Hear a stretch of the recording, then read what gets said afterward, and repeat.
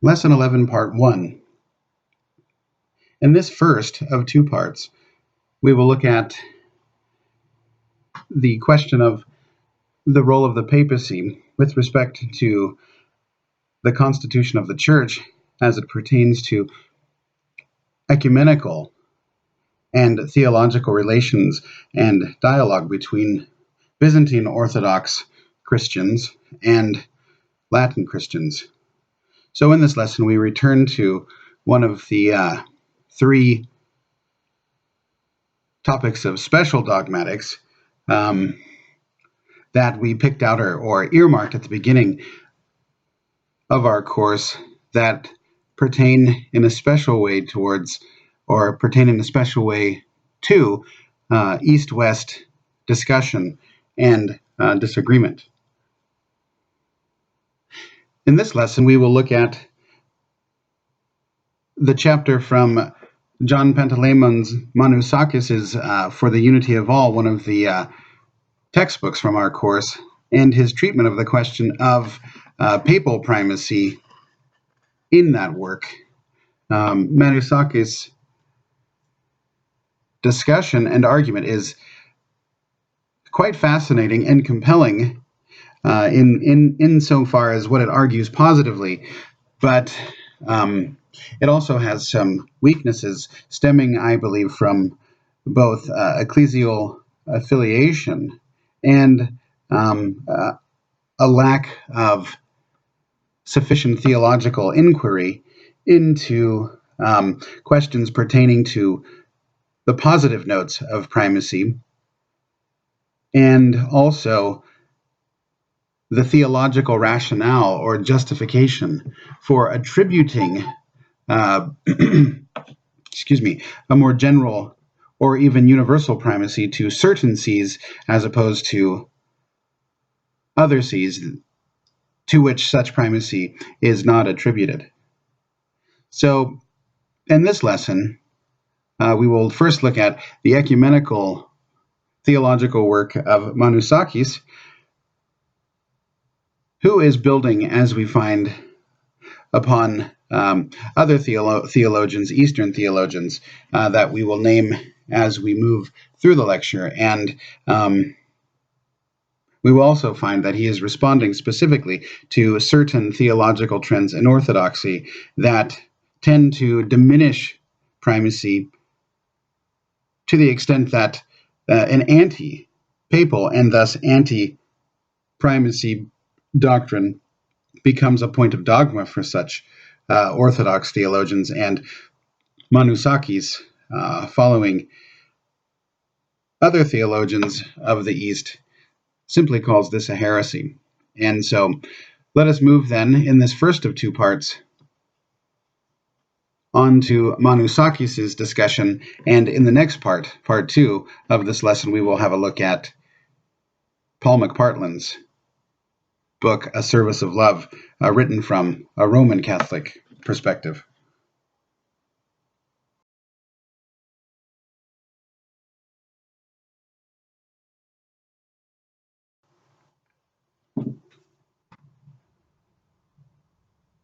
So from the outset, Manoussakis lays his cards on the table, arguing first and quite clearly for both the reality of order, or taxis in Greek, and thus hierarchy, or an arrangement of succession in terms of eminence and also juridical authority, and also, in addition to taxis or hierarchy, he argues for the place of person, and thus it is in virtue of person that taxis or order in the Church is ultimately justified.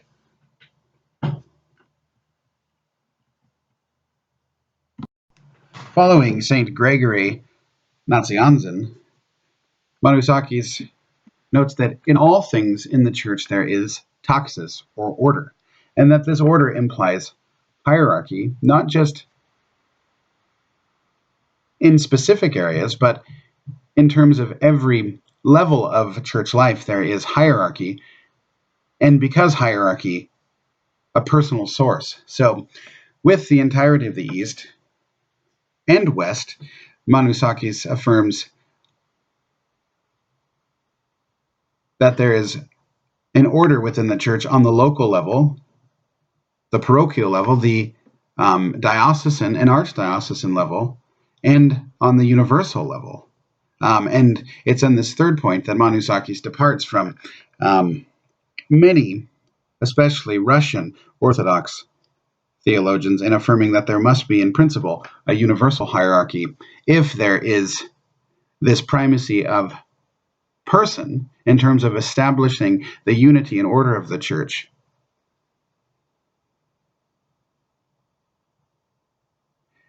Manoussakis simply says that in order to be consistent, every level of the church demands that this unity and order be established in and through a person. And so Manoussakis concludes that person is the source of order and the ground of unity in the church.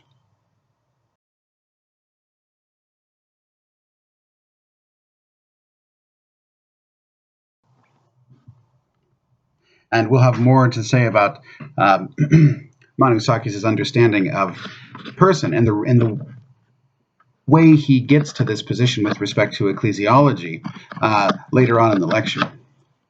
So having laid his cards on the table, however, with respect to the necessity and reality of both primacy and order, and primacy and order being established in and through an individual person holding an office, he contraposes his position, or what he's arguing, to a common position, or perhaps the common position in Orthodoxy, which he calls anti-papism. And this anti-papism boils down to not simply a denial of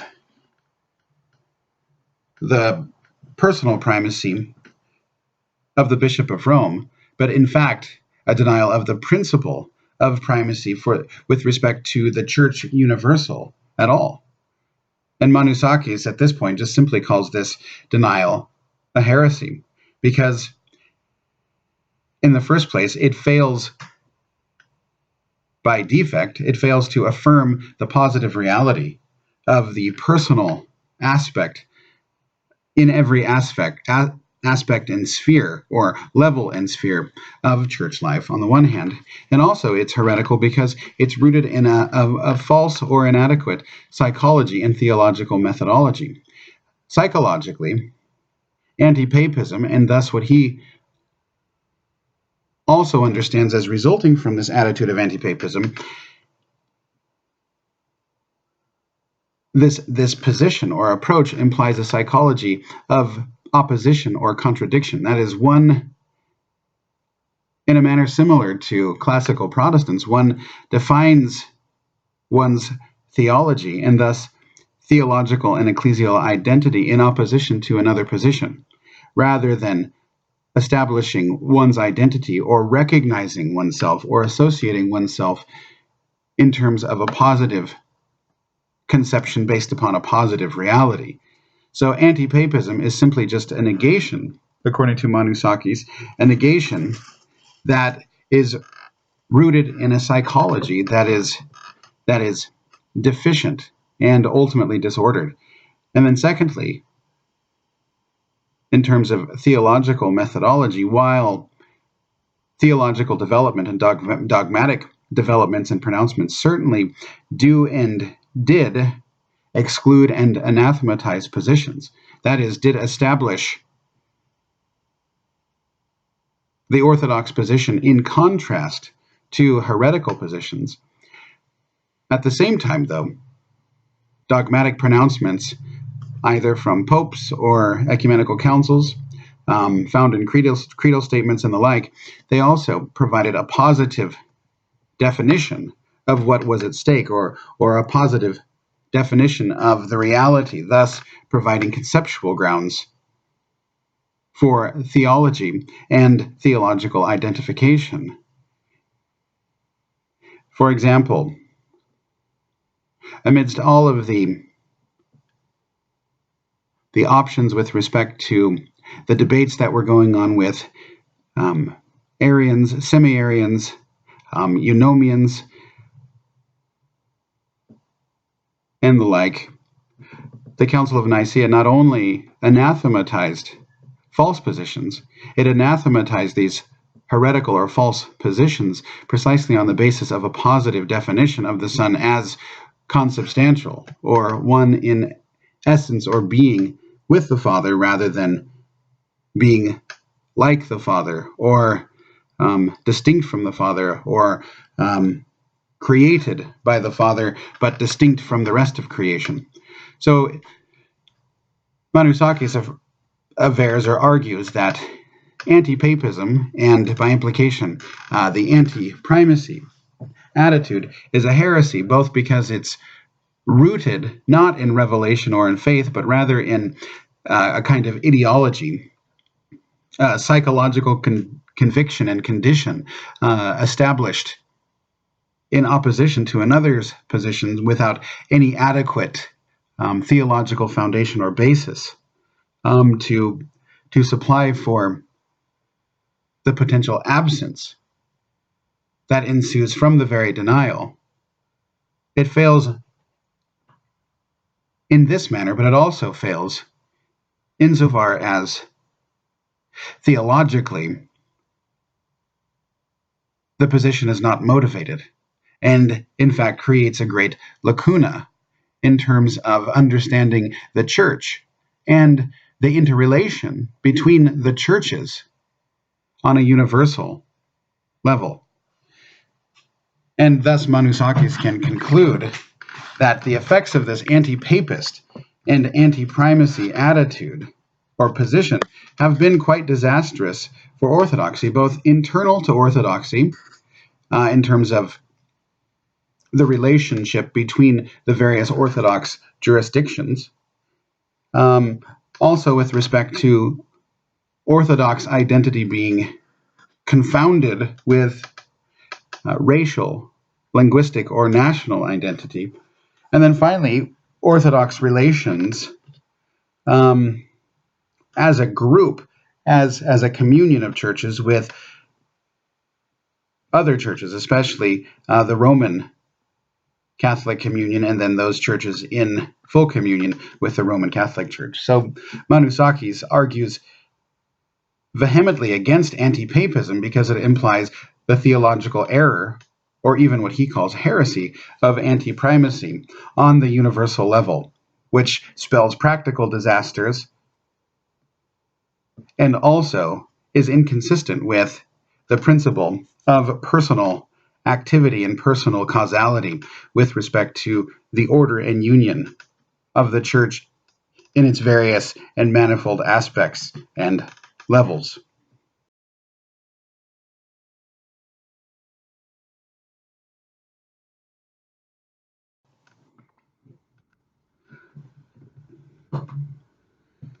So in place of an attitude of anti-papacy or anti-papism and anti-primacy, Manoussakis arrives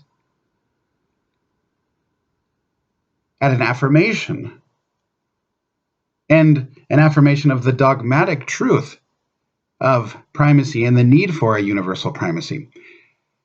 Not only does he affirm in principle the need for universal primacy, he argues paradoxically that Orthodoxy itself needs unity with Rome, because Rome, as he will argue later and we will touch upon later, represents the visible locus of unity and the means by which unity is achieved between churches. He argues that Orthodoxy needs unity with Rome in order to achieve unity with Rome. Thus, the paradox lay in the fact that Orthodoxy, as a communion of churches, autocephalous, self-governing churches, has no means theologically to come as a group or as a unit or as a communion, better, to the table of ecumenical discussion with Rome. Rather, it's this Orthodox church or that Orthodox church coming into dialogue with Rome, while the other Orthodox Church across the river is condemning the previous Orthodox Church from coming into communion with Rome. Thus, there is no possible way for Orthodoxy as a religious phenomenon as a whole to come into union with Rome apart from some unifying principle which the Pope best and most clearly historically and theologically seems to supply. So that's, what I've touched upon. Jurisdiction in the Orthodox world is a messy thing. There's no there are overlapping jurisdictions. There are conflicts with respect to patriarchal claims over various churches. The example of the recognition of the Estonian church as autocephalous by Constantinople, and the same's denial by Moscow, and the kerfuffle and disagreement between Moscow and Constantinople over this is just simply is another example. But such examples can be multiplied quite extensively.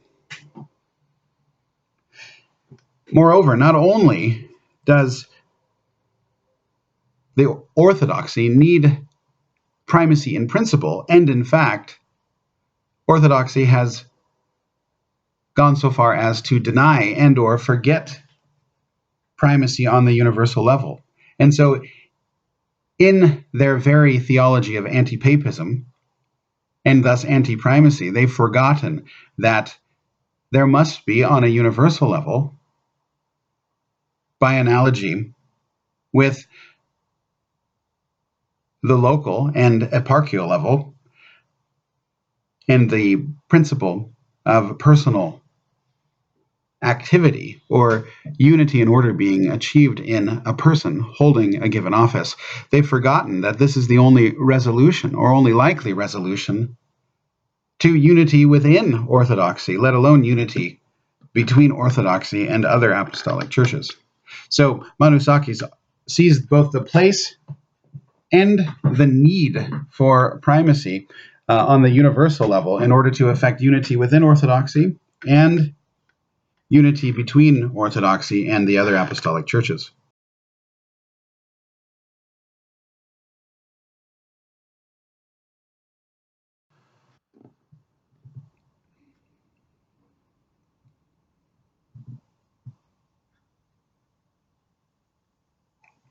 Manoussakis then goes on to discuss questions of sacramentality and canonical rank between various sees, eparchies, archeparchies, and patriarchates.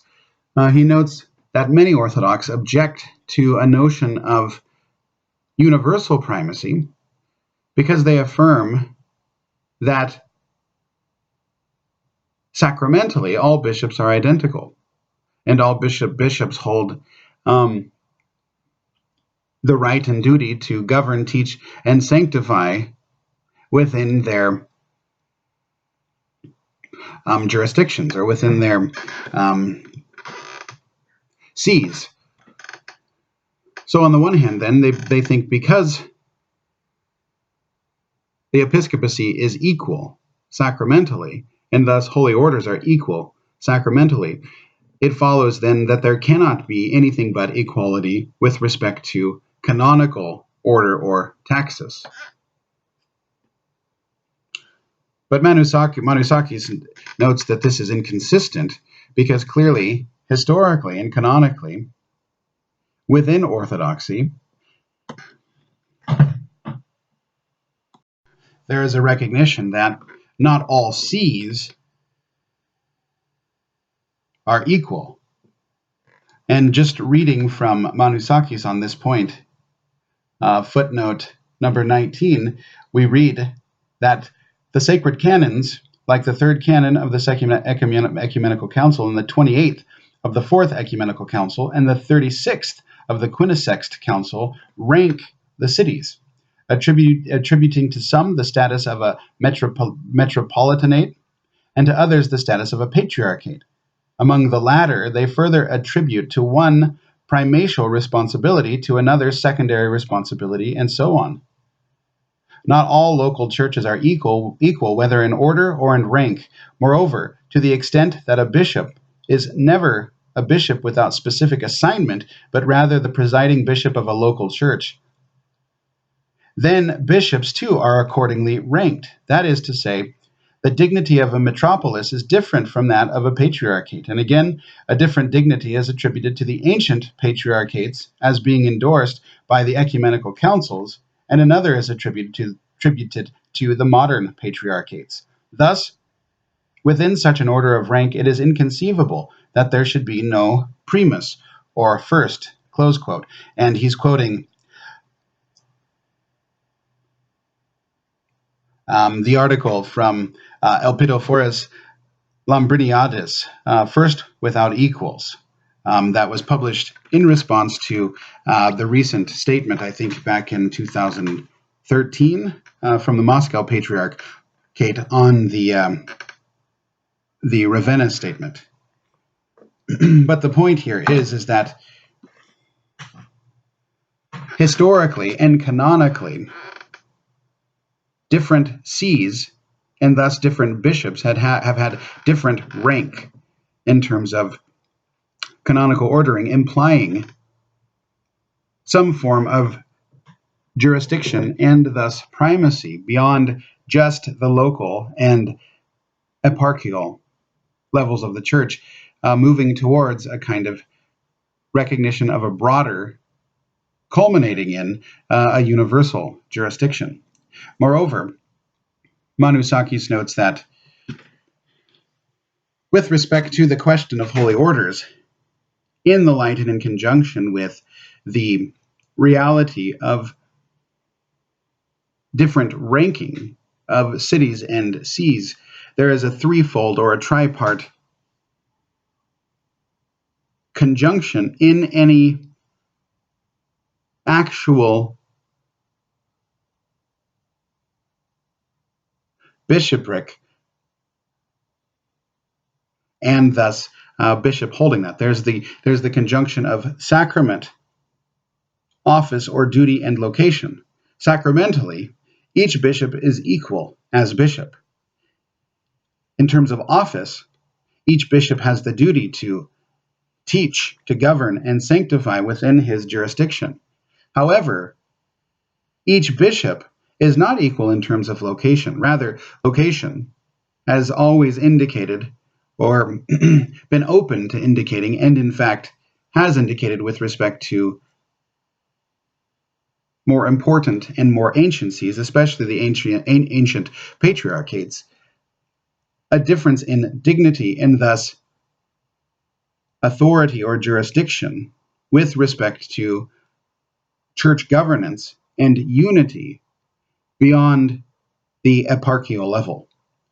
Thus, certain sees have, according to Manoussakis' read of the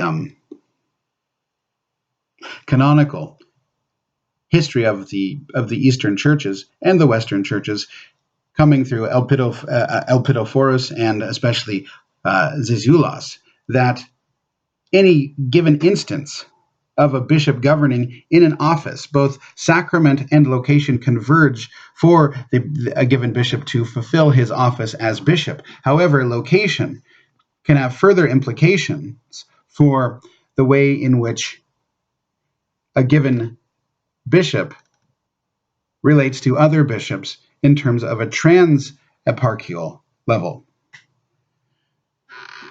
Obviously, then, questions arise with respect to how the city is ranked. In Catholic theology, the See of Rome, as being the only patriarchate in the West, and having also the other four of the five patriarchates end up in some way or and to some degree estranged from the See of Rome.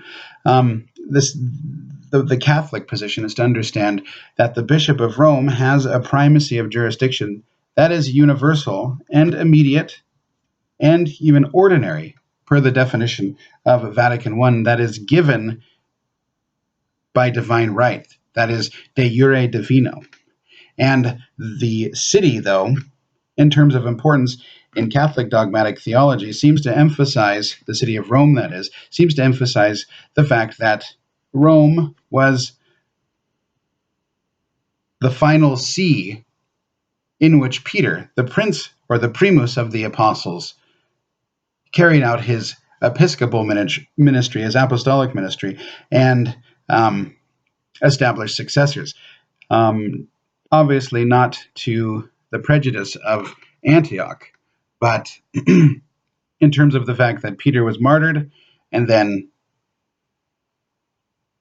to a lesser extent, Paul was martyred in the city of Rome, and moreover, Peter functioned as an apostle and bishop, appointing his successors to carry on his unique primacy in and from Rome.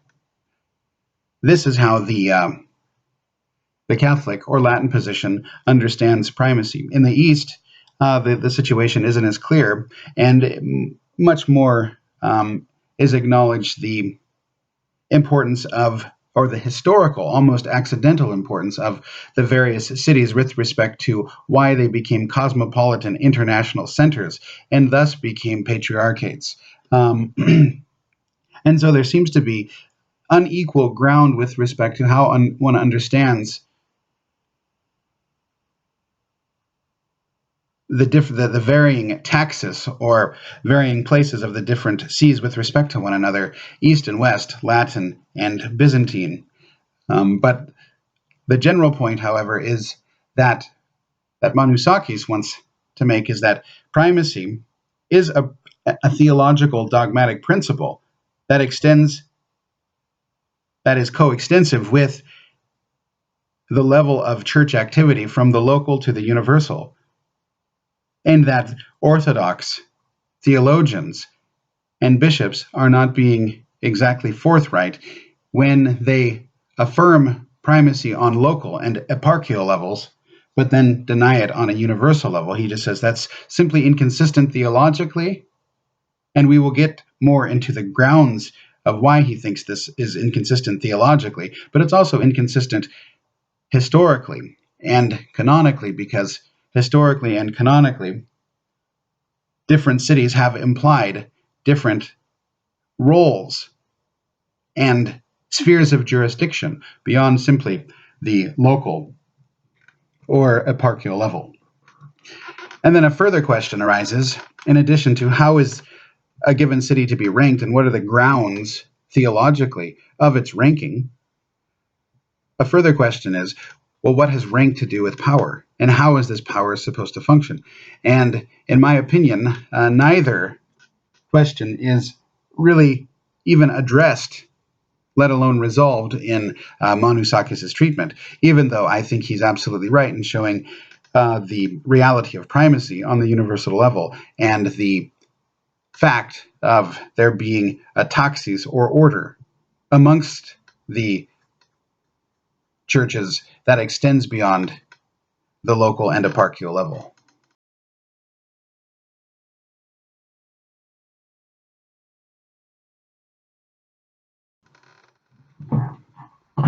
So what are some objections to understanding primacy in terms of the Patriarchate? Well, if one has already rejected the universal primacy of the Bishop of Rome, a natural place to look for some sort of universal primacy is in the Patriarchates. And this is where some initial objections arise. Alexander Schmemann, whom Manoussakis cites in Schmemann's, I think what Manoussakis calls protest over the Vatican II document on the Eastern Catholic churches, discussing this very question of primacy.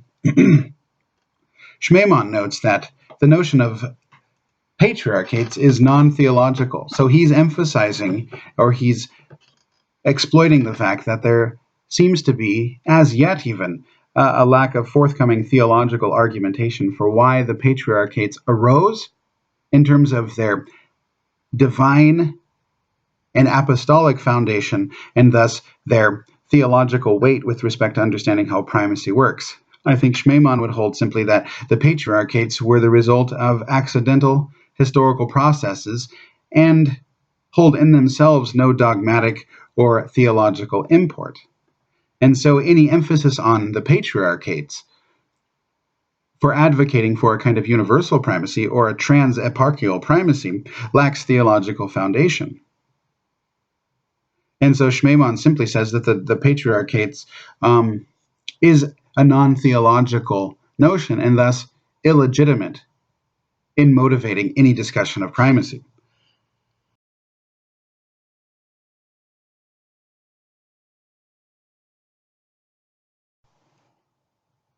So in place of universal primacy that is rooted in a person,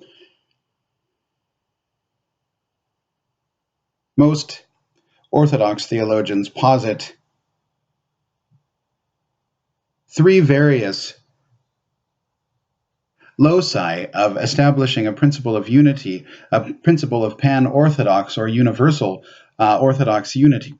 The first is, and these are not necessarily mutually exclusive, the first is, or rather I should say one is, the Ecumenical Council. Another is Jesus Christ himself as the sole head of the church. And a third is the unity of faith and worship. And each of these options, Manoussakis argues, are insufficient and don't measure up to the fullness of the reality, the theological reality of either the Trinity or the economy of the Incarnation and its extension in the Spirit in the Church, which each of which, he says, has to have the principle and order or ground of both order and unity in a specific person. So with respect to, let us begin with the Ecumenical Council. First, Manoussakis notes that the Ecumenical Council as such is an impersonal reality. It's impersonal precisely because it's interpersonal, and as such is not able to be understood or even convened or ratified without personal oversight, not just the bishops in communion, but a presiding bishop approving of the contents of it. So in the first place, the Ecumenical Council is simply not personal enough. And moreover, it presupposes the activity of a given bishop as primate. And Manoussakis cites the 34th Apostolic Canon advocating or spelling out this requirement with respect to an ecumenical council. And then also, finally, an ecumenical council, because of its very nature, is something that is, in a sense, spirit-filled, spontaneous. The Spirit bloweth where it listeth, in John chapter 3. And so you don't know whether it's coming or going, where it's going. Because an ecumenical council is not of an institutional or an established nature, it can't function as a criteria of unity simply because it's ad hoc and sporadic. It can't be a principle of church order or pan-Orthodox order and unity. And certainly it has there would be difficulty in representing a united Orthodox front with respect to Catholic Orthodox dialogue, simply because an ecumenical council, by its very nature, presupposes a primate. And so there would already be a wrangling amongst the Orthodox of who would be that primate, and a wrangling between Orthodox and Catholic about whether or not the Pope should be that primate. So in the first place, then, Manoussakis says an ecumenical council just simply won't work.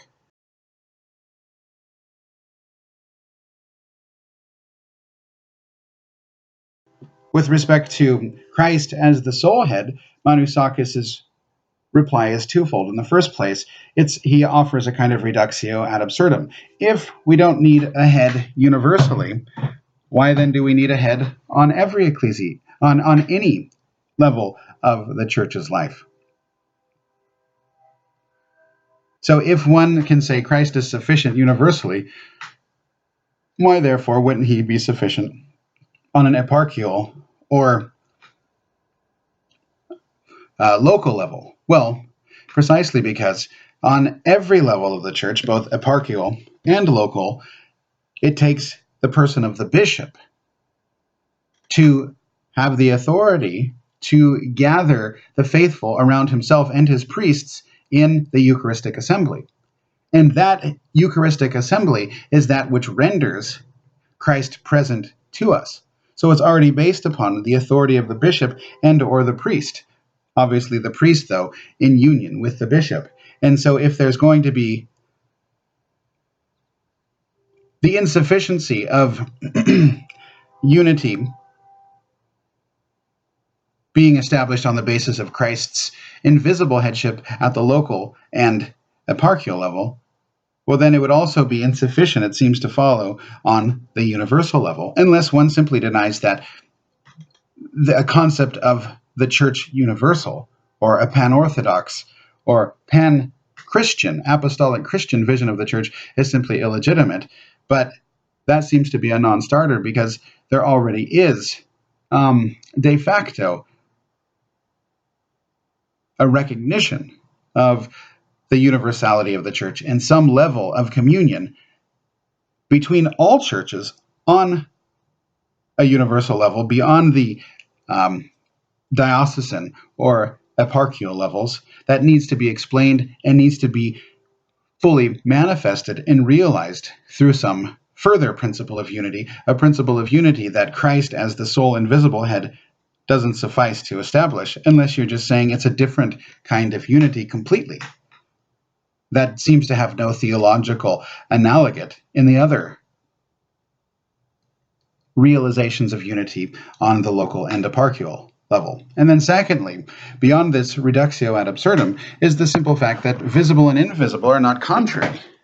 So even if, and all true Christians grant that Christ is the sole head of the church, as both man and God, and establishes his church, and governs the world through his church in an invisible way, it's precisely because his authority is invisible, and the church is both visible and invisible, that it needs a visible principle of unity, and thus a visible principle of authority that can legitimately manifest and exercise the authority of Christ in ordering and ordering and unifying the churches themselves, not just those within the churches, but the churches themselves in the one holy Catholic and Apostolic Church.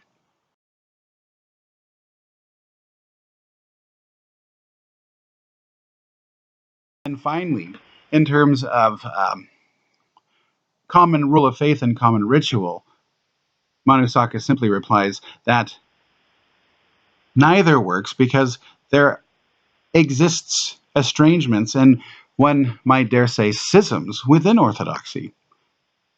And it seems as though apart from a principle or an ecclesiological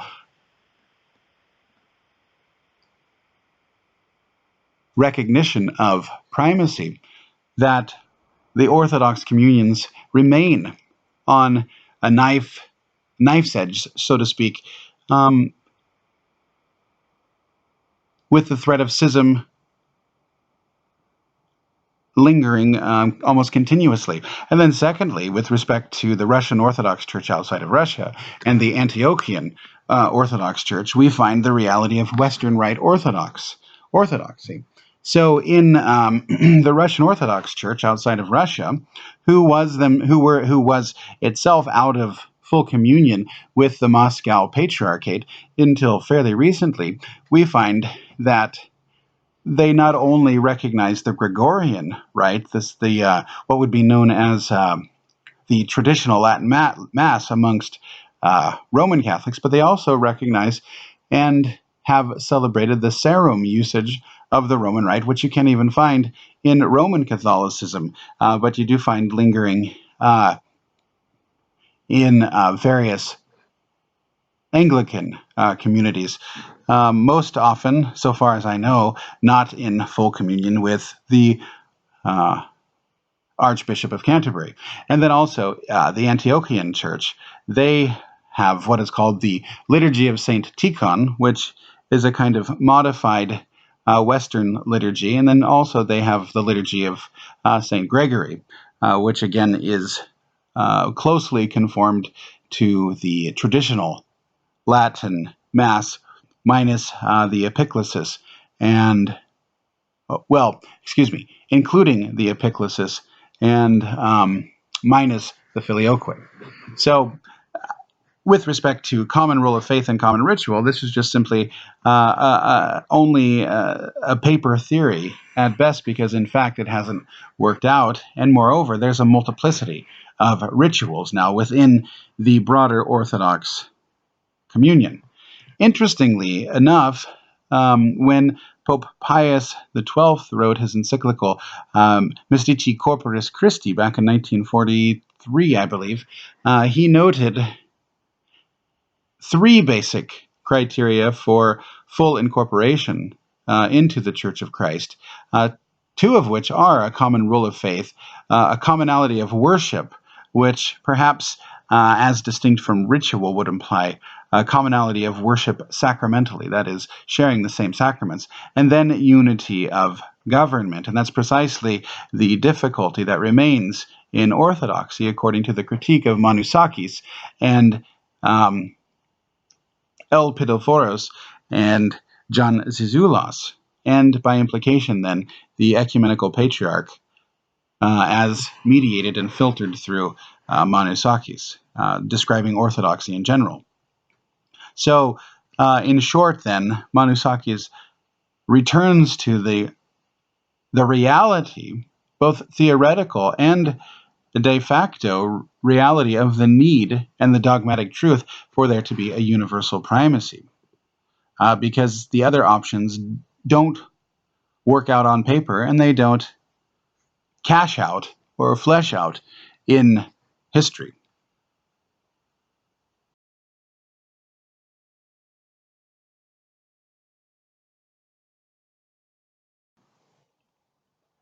So coming back to the principle of universal primacy, the question then needs to be asked, and I'm sure has been asked thus far by those listening to this lecture, is, okay, you said there needs to be a universal primacy. Manoussakis says there needs to be a universal primacy, and this primacy is rooted in a given person. Well, what justifies that? Why can't a union ultimately not be personal? And the reasons then that Manoussakis gives is, as it is with the Trinity, so it is with Christology, and as it is with Christology, so it is with ecclesiology. And the common thread uniting the three is the fact that in each sphere of reality, there is a person that establishes and functions as the source of order and unity. In the Trinity, it's the Father, as St. Bonaventure says, who is the fontal plenitude, the fontalis plenitudo of the Godhead, and the sole source of the entirety of the Trinity. And as the source is the ground and cause of unity. And this Manoussakis simply affirms it's the Father that is the ground of unity. It's the Father which brings into communion the three persons of the Trinity, thus establishing the unity and order in the Godhead. And in Christology, we find that again, it's a person, now with respect to the unity of differing natures. So, in the Trinity, it was the Father establishing the unity of nature in the three persons, and in Christ, it's the person of Christ establishing the unity of those two natures in his very person. And so also in ecclesiology, we find it at the local and eparchial level that the unity of the church, the unity of the Eucharistic celebration, the very unity in the Spirit through Christ to the Father, is established on the authority and person of the bishop bearing the sacramental office of governing, teaching, and sanctifying his faithful, yet as fulfilling this office, the reality of unity ultimately redounding upon the person of the bishop. And thus there's a fundamental ecclesiological principle that if one is going to have order, one will have primacy, and if one has primacy, one will have a person standing at the apex of this order in order to facilitate and establish unity with respect to those to whom he ministers and with respect to the reality that is at hand or at stake and under consideration. So I leave you in this slide that with St. John Damascene, we find that the concept of perichoresis, this distinction within unity, this distinction without separation, what he calls the inexistence of either the persons in the Trinity or the natures in the person of Christ. The Damascene applies the notion of perichoresis to both realities. And a further question is then, can this concept of perichoresis be applied to ecclesiology, modeled as it is and presupposing as it is the primacy of personhood? And I don't have an answer for this, but it seems likely that a theological approach to this question that employs the concept of perichoresis could explain how unity and multiplicity is realized on the ecclesiological level, modeled analogically upon both the Trinity and Christology in terms of a hierarchy of reality. Pseudo-Dionysius, of course, distinguishes between the ecclesiastical and celestial and super-celestial hierarchies. Is it possible then to apply this concept of perichoresis in and through and around the person of the bishop with respect to the church? And that's something for further theological exploration. But the main point is that the primacy of person in establishing order and union is common to the Trinity and Christology, and in fact motivates our understanding of union and order, and thus must apply to the church at every level in which the church exists and operates. So if the church exists and operates on a universal level, there must, by that very fact, be a universal primate, a universal person that facilitates and establishes this universal union and universal order, according to Manoussakis.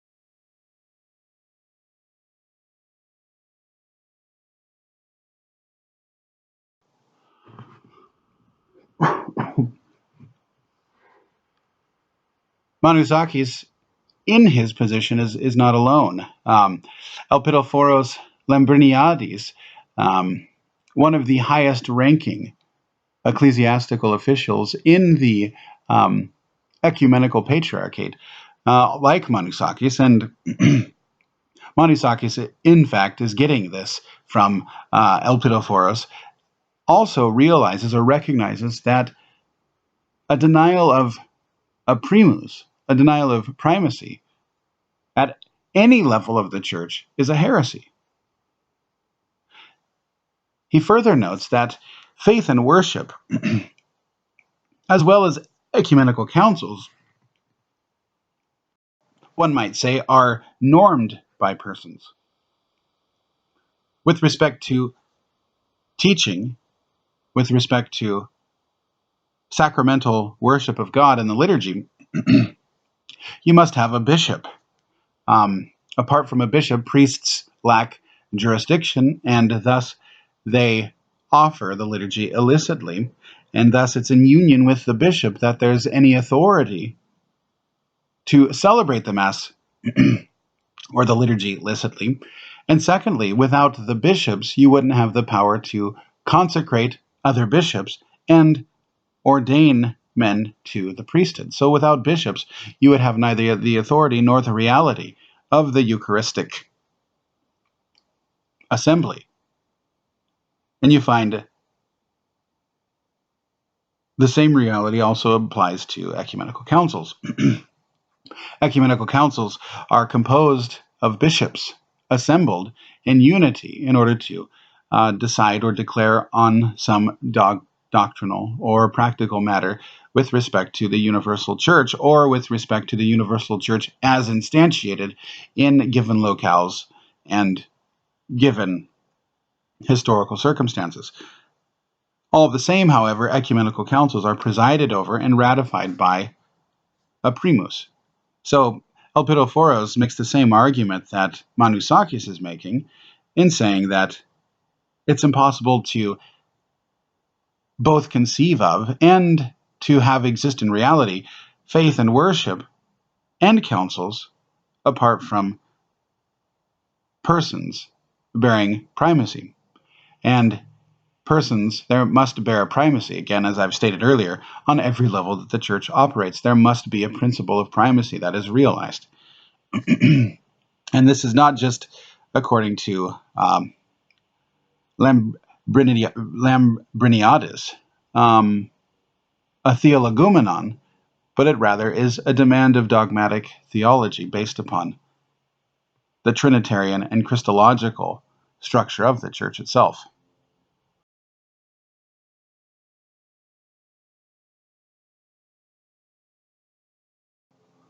Zizioulas makes the same point. Primacy is attached to both office and person, because it's always a person holding the office. And remember what we noted in earlier lectures, that sacramentally, yes, every bishop is equal, but not every bishop holds or resides or presides over the same see, and thus not every bishop has the same office. Episcopacy and office are not coextensive concepts or realities. Secondly, and Zizioulas takes a slightly different tact because he locates councils, ecumenical councils, directly in the Eucharist.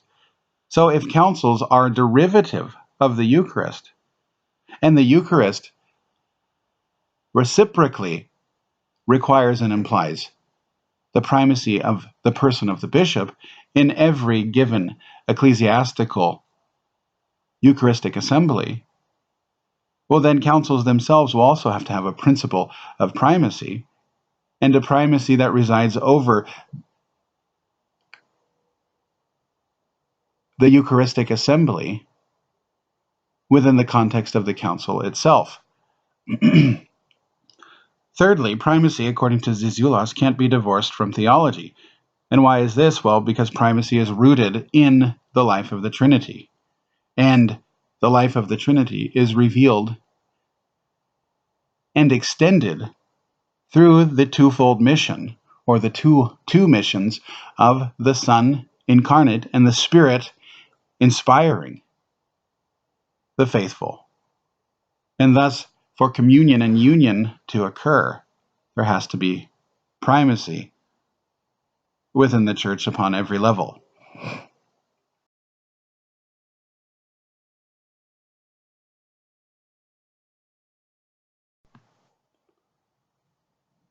So if, as Manoussakis noted earlier, that Orthodox theologians have substituted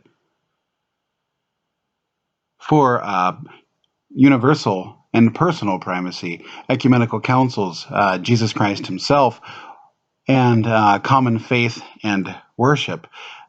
Also, according to Manoussakis, and here he would be in a better position than I to comment, but I bring it to your attention because Manoussakis thinks it's important.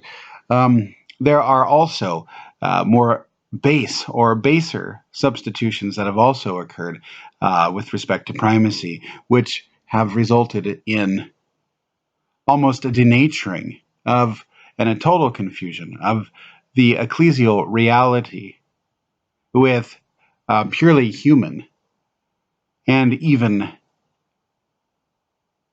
human endeavors in a fallen mode.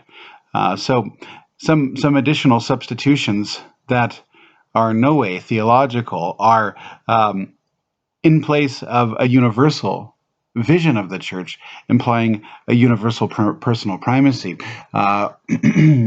Reality, ecclesial reality in the Orthodox Church has been reduced to race or language or a given nation. And clearly this is a falsification of the gospel of Christ and is in no way compatible with a Christian vision, not that advocating for the integrity and continuance of one's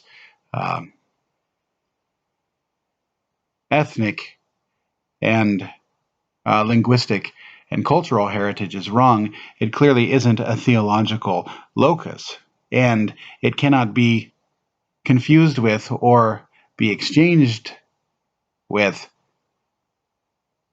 the true ecclesiological perspective founded upon the incarnation and the sending of the Holy Spirit. So if we have substitutions, we also have implications of a denial of the Pope's primacy, and by implication, any form of universal primacy. One is, or the main implication is that a denial of the primacy of the Pope is the means by which, or the reason for, the opening up of a real lacuna, as Manoussakis puts it, of authority. So by denying papal primacy, primacy in general was undermined. And when primacy in general was undermined, then there was an insufficient or incomplete authority structure within the Orthodox Church. And this gets us back to the paradox Manoussakis raised at the beginning of this lecture. That is, in order for Orthodoxy to achieve union with Rome, it will have needed to already be in union with Rome, because there is no forthcoming authority.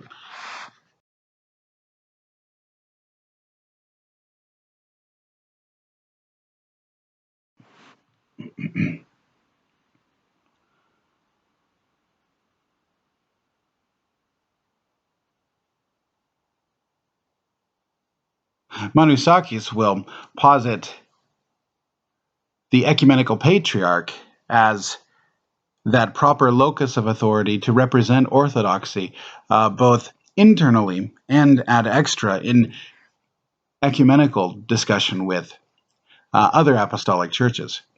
However, and this is precisely what, for example, the Patriarchate of Moscow suspects, this is simply stemming from a power grab and a need to consolidate authority on the part of the ecumenical patriarch, both because of his weakening and severely weakened political position in Turkey today, and the shrinking number of Christian believers directly under him in the locale over which he presides. And so if one viewed Manoussakis' suggestion with cynicism, one might think that this is simply a power grab, in that perhaps Manoussakis, Zizioulas, and Elpidophoros are chumming up with the Roman Catholic Church in order to consolidate and preserve their own place within Orthodoxy in general and worldwide politics at large. Regardless of whether or not this in any way is at play, Manoussakis' concerns and insights into the reality and need for primacy are correct. And moreover, he is correct in seeing that the Pope, the Bishop of Rome, is that bishop residing in that see which is most properly fitted for functioning as the universal primate. So if we affirm universal primacy, which Manoussakis does, and he rightly does, from a Catholic theological position, and seemingly also from a consistent Orthodox position, in what does this authority consist? What are its positive privileges or aspects of its authority, of its primacy? And this is where Manoussakis' treatment is a bit disappointing. He doesn't really positively spell out what these privileges, if you may, might be. But he does note that minimally, a primacy cannot be merely one of honor. And moreover, and positively, the primus is, quote, witness to the Church's unity. He is a visible sign of such unity, and the means by which that unity is universally affected and proclaimed. Well, interestingly enough, insofar as Manoussakis understands the primus, or the primate, in these terms, he corresponds closely to the Catechism of the Catholic Church, which in numbers 882 and 883 cite the Vatican II document, Lumen Gentium.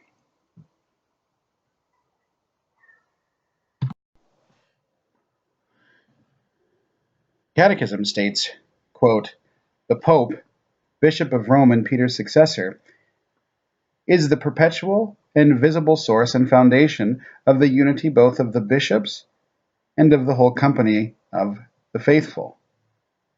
For the Roman Pontiff, by reason of his office as Vicar of Christ and as pastor of the entire Church, has full, supreme, and universal power over the whole Church, a power that he can always exercise unhindered." Interestingly, the notion of witness to the Church unity and the visibility of this unity and some notion of power is common to both Manoussakis' understanding of the place and prerogatives of the primus and the Catholic Church's understanding of the position of the Pope. For the Catholic Church, like Manoussakis, the Pope is the visible sign and locus of ecclesial unity, and thus unity between the churches universally, in addition to his role as Bishop of Rome and the now defunct title of Patriarch of the West.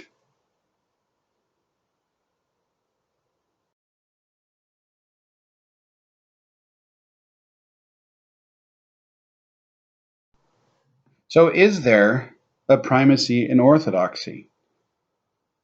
Well, for Manoussakis and his theological mentors, yes, there certainly is, and in fact, there must be a primacy not only in Orthodoxy, but in orthodoxies dealing with other apostolic churches. Rather, there's a primacy with respect to the Church universally. And this primacy is theologically necessary on all levels of the Church because persons are at work at all levels of the Church. And moreover, because the Church is personal at all levels, the Church also mirrors and flows from the life of the Trinity and the revelation and manifestation and foundation of the Church in the Incarnation. So yes, there's a primacy in Orthodoxy and, more importantly, a primacy in the Church as such, and this primacy is always personal. And for Manoussakis, and he rightly admits it, he comes right out, he's quite straightforward, is that this person is Peter, rather Peter's successor, the Pope, the Bishop of Rome. But of course, that is a non-starter as such in current Orthodox discussion, and here's where he advocates for Constantinople. Perhaps this is a bit of special pleading, and given the fact that he doesn't offer any real theological ground or explanation for the Patriarchates as such, this may seem a bit weak in terms of presentation. But I think he's fundamentally right in at least the two facts of primacy and the fact of canonical recognition. But his position risks being undermined, and by extension, the position of the ecumenical patriarch risks being undermined by competing claims by other patriarchates that are in a more realizable position of authority and power, such as the Patriarchate of Moscow. Manoussakis' position is liable to be undermined unless there can be clearly developed strong, robust theological criteria for articulating and advocating the unique place of the ecumenical patriarch of Constantinople within the Orthodox communion as a whole. And so, while I think Manoussakis' conclusions are correct in advocating for primacy, recognizing the unique position of Peter, he's unable to go far enough with respect to both the prerogatives of Peter's successor, the Pope, and the prerogatives of any primate beyond the eparchial level, justifying them on robust theological grounds. So his conclusions, I think, are certainly correct, but his conclusions remain at least unpersuasive to one not already sympathetic to his position. So in his advocacy for patriarchates as such, and the ecumenical patriarchate uniquely, as the primary representative, the primus, in the Orthodox communion, more work needs to be done.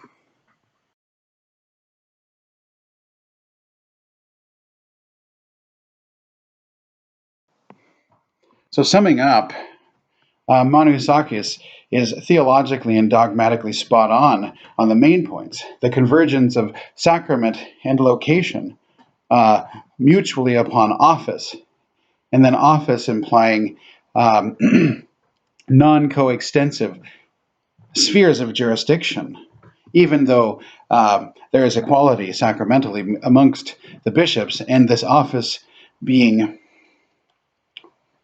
qualified by a given location. So he's dogmatically correct in the fact that not all bishops are equal in terms of primacy.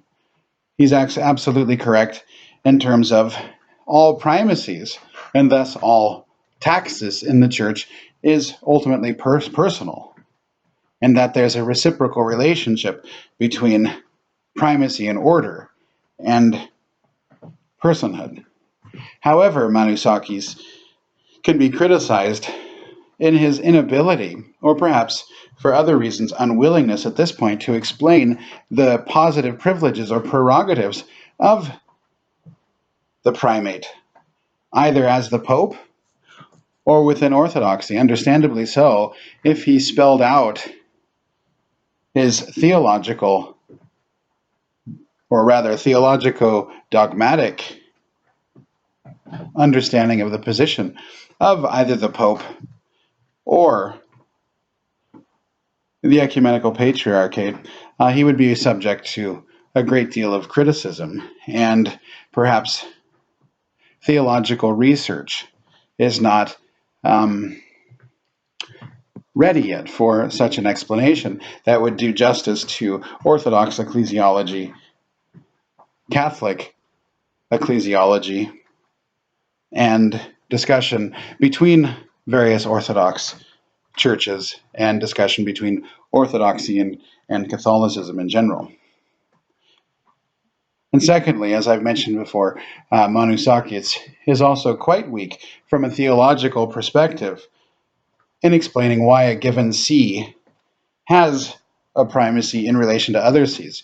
Schmeemann's objection, though I think de facto against the canons of the church and against church practice, as it's been established in both East and West, still remains a potential defeater for the theological projects of Manoussakis, Elpidophoros, and Zizioulas, and by extension, the ecumenical patriarch, both with respect to pan-orthodoxy and also with respect to ecumenical union between the Catholic Church, or the Catholic communion, and the Orthodox communion, just simply because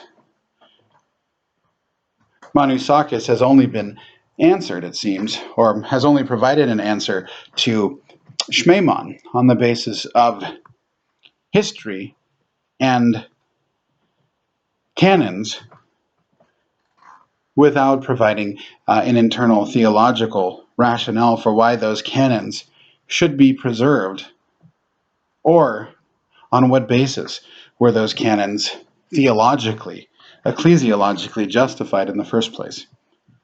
So Manoussakis, in closing this lecture, provides a very stimulating and important witness from an Orthodox perspective to the need and reality of primacy, going so far as to recognize that the proper locus of primacy, that is, the person who is the primus, is the Pope. But yet his theoretical explanation with respect to the privileges of any given primacy beyond the eparchial level and what justifies or establishes a given see as having primacy is lacking. And so more work needs to be done on this, and Manoussakis likely, and hopefully he does, he will do more work as time goes by and he has the opportunity. But thanks be to God for the important insights of Manoussakis and the Eastern Orthodox witness to the dogmatic principle of primacy in the church that Christ established.